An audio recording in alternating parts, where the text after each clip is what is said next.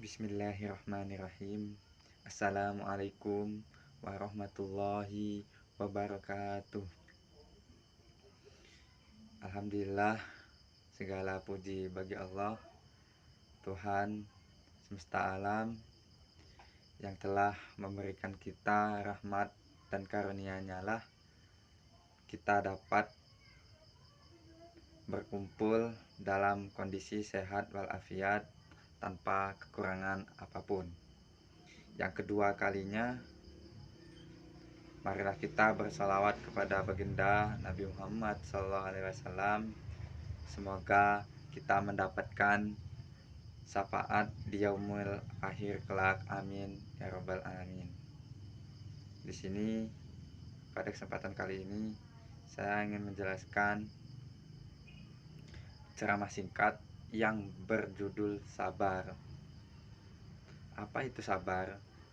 Sabar adalah menahan diri dari hawa nafsu dan menerima ketetapan atau takdir yang telah diberikan oleh Allah kepada kita. Allah Subhanahu wa taala berfirman dalam Quran surah Al-Baqarah ayat 153. A'udzubillahi minasyaitonirrajim. Bismillahirrahmanirrahim. Ya ayyuhallazina amanu ista'inu bis-sabri was-shalah. Innallaha ma'as-sabirin. Yang artinya, wahai orang-orang yang beriman, jadikanlah sabar dan sholat sebagai penolongmu. Sesungguhnya Allah bersama dengan orang-orang yang sabar. Ayat ini menjelaskan ketika kita tertimpa ujian, yaitu kita harus beriman terlebih dahulu.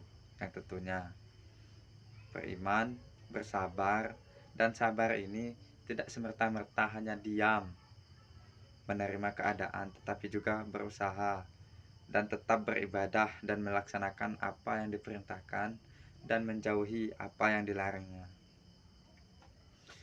Misalnya, ketika kita tertimpa musibah, apapun jenis musibahnya ataupun ujian, kita tetap melaksanakan perintahnya, tetap sholat, tetap rutinitas seperti biasa. Jangan ketika tertimpa musibah kita berhenti untuk beribadah, ataupun ketika kita diberi ujian kita langsung melakukan apa itu yang dilarang Allah, misalnya meninggalkan sholat dan sebagainya. Dan ujian di sini bukan hanya kesulitan, tetapi juga kebahagiaan atau kelapangan. Mengapa kelapangan juga disebut ujian? Karena kelapangan juga adalah cara supaya Allah itu mengetahui, oh apakah si A ini diberikan kelapangan, apakah dia bersyukur atas kelapangan tersebut, ataukah malah dia lalai terhadap apa yang telah Tuhan berikan kepadanya. Misalnya di saat ya diberikan rezeki yang melimpah, uangnya dipakai buat yang macam-macam yang di luar dari ajaran agama, dan di saat diberi kelapangan dia lalai dan malah meninggalkan perintah seperti sholat dan sebagainya. Di saat diberi kelapangan harta, dia lupa untuk menyisihkan hartanya untuk disedekahkan atau dizakatkan.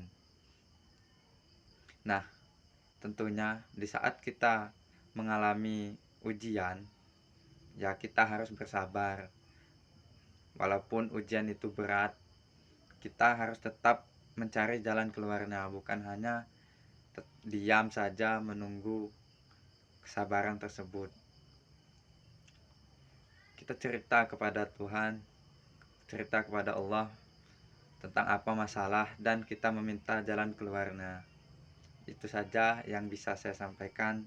Semoga teman-teman diberikan kesabaran dalam menjalani kehidupan dan diberikan kesabaran dalam menuntut ilmu, dalam berjuang, semoga kita diberikan kesabaran. Contohnya, saat kita mau berangkat menuntut ilmu, hujan misalnya.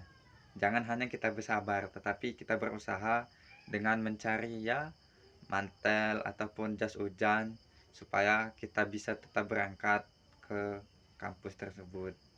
Itu saja yang bisa saya sampaikan.